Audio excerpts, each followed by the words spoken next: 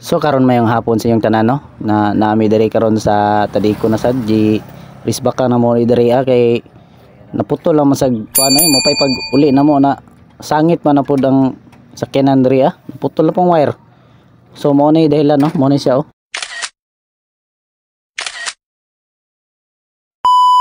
So nagsugo na mig kuan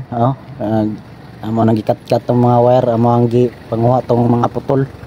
nya amo nang sumpayan ron ug kanang bag-o na pod ilisa na mo na ron. So mo ni guys tugutan na namo kay kuan para di maabtan og gabi ba kay hapon na pud mi nagkuan na ni trabaho nya kaulanon ba jud amo nagipaspasan na mo ni tura gibira na ni Francis Sibaya kay ngunto sa kuan kunting taasa lagi ni naputol lagi ilisan gyud na mo ni kay kuan man ilisod naman ni isumpay kay lahi man siya na 5 year good 5 year na wire muna mo ni ilis na mo kay bata naman ni closure duha ka closure magamit na mo ani. So karon mo ni na closure guys mo na yung gigamit na mo na closure iya na nang gi kuan splice na niya guys para kuan ba masumpay na mo og tarong ba i-splice man yun na siya guys nya limpyuhan ang kuan iyahang fiber guys para walay tubig gani mo na siya guys